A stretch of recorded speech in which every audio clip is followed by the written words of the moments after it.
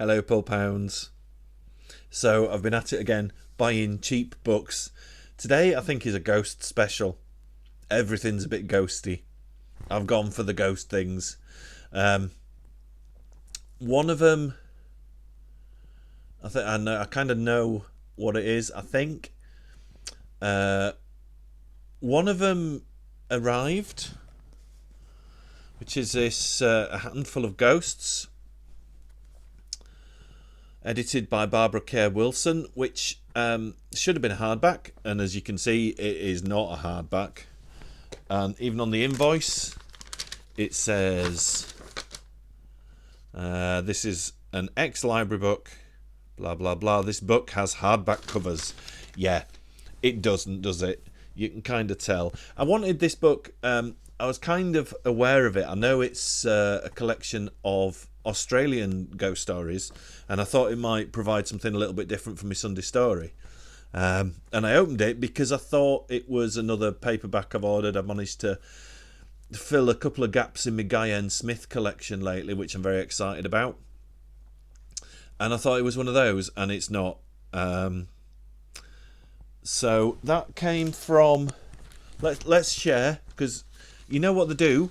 They say, oh, return it to us and we'll give you a refund. Well, so I have to pay postage for your mistake. That's anybook.biz. Who I've had stuff from before. I've not really had a problem, but it's always quite disappointing. Even when you're spending a small amount on a book, you expect it to be what it's described as. Anyway, let's console ourselves by opening some lovely parcels of spooky book post. So, I've got turned round. First one. I'm not sure where it's from. It's from somewhere in Halifax. But let's have a look and check it out. Lord Halifax's Ghost Book.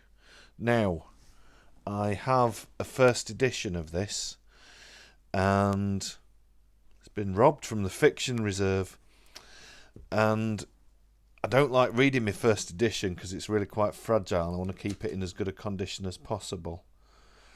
It doesn't look like it's been withdrawn. Right. Well, it's a very... If you're not familiar with it, it's a very clanky collection of, like, rattling chains type ghost accounts. Almost in a style of Elliot O'Donnell, but a little bit more genteel. There's a lot of genteel things in today's book haul, I think. So that's actually one I knew, and I'd totally forgotten I ordered. But I think it'll clean up quite well. It's got the library like plastic cover on, and the sticker is on the outside of the plastic cover. So I should be able to detach that and get... That's one good thing about buying ex-library books, is that the book jacket is usually in a really good condition, because if it's in one of these plastic sleeves, you can just remove it quite easily. I like that cover. Quite simple and stylish. Nice spine. Yeah, that's cool. Happy with that for a tiny amount of money. What's up next?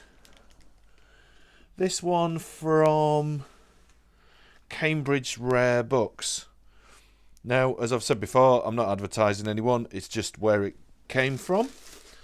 So let's have a look at this one from Cambridge Rare Books. It feels like it's wrapped in extra cardboard. Oh, it is. Oh, wow. Okay. Big up to Cambridge Rare Books. Look at that. That's really well packaged. I'm pleased with that. I am going to have to go and get some scissors, though. I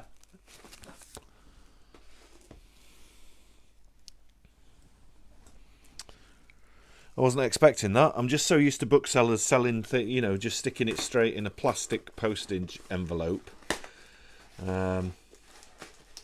What's this? Let's get rid of that. We'll get rid of the... Hey! I have a wine voucher. £75 worth of delicious wine. Trustpilot rated it excellent. Brilliant. Always get those. What's this? Oh, it's just completely... It's an ex-library book again. So... This is a book called Stately Ghosts of England, which... This was one of the ones I knew was coming, and I've wanted to read it for ages. Basically, there's a documentary made by an American TV company where Margaret Rutherford and her husband and their favourite mystic go trotting off round haunted houses in England in an old, some kind of old 30s car, and they have like weird Scooby-Doo type adventures. And the documentary's written, I'm not sure if it's directed by, but it's definitely written by, is it Frank De Felitta? I'm never sure how to pronounce his name, the author. And it's just very, very strange and very, very, very sedate. That's the psychic guy from the documentary. And very, very, very charming. Yeah, it's on YouTube. If you just look up Stately Ghosts of England, it's in a couple of parts, but like one starts as the other one stops. And it's just utterly charming. And not much happens. They just have very gentle, spooky ghost adventures and have a little explore. And for me, £2.20, I just wanted to have a little read. I quite like that there's no marking, there's nothing on this book. It's just like completely devoid of any information as to what it contains. And it's just one, I watched the documentary a few weeks ago again, and I just thought, I spotted it was based on this book, and I thought, I'll see if I can get it. So yeah, and it's also a very unusual book because it's completely library blank. So that's Stately Ghosts of England. Next up is one from Reuser World. So this is one of those companies that buys people's books for 10 pence if you're lucky. Ghosts by Janet Board. Now, this one was just called Ghosts, and I remember ordering it. It's in very nice condition, but I ordered it just because it was called Ghosts. It's published by David and Charles. Looks like a first edition. Oh, brilliant! So it's a bit of a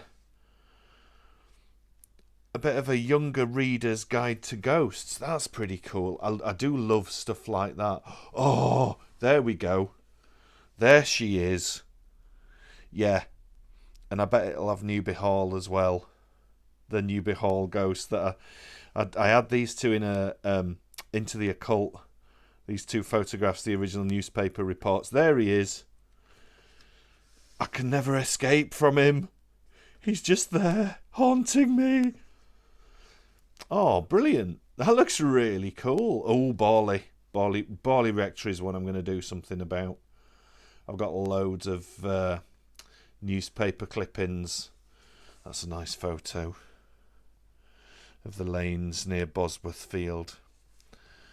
Well, that's a nice book. That I'm quite pleased with that, and it's in really nice condition. Oh, I like that one. Next is this one's quite weighty. This is from it just says Rap Distribution. So again, it's probably another one of those companies that pays you a tiny, tiny amount for your books and then sells them online. Right, okay. This is for a video. I'm just gonna pause this a sec and just have a quick look at it. Get in. So, it's not the nicest book, published by Black Cat, but it's quite cool, and it's for another video, which I might actually film today now this has arrived, because this fills a little gap in another collection that I want to talk about. So I think I'm going to do that today. So you might see this book crop up very soon. That is so cool. I'm absolutely thrilled with that. And I will explain why in a video later on. We're down to the last one. This is from good old World of Books. Hooray for World of Books. Again, not sponsored by anyone. Don't think anyone would sponsor me.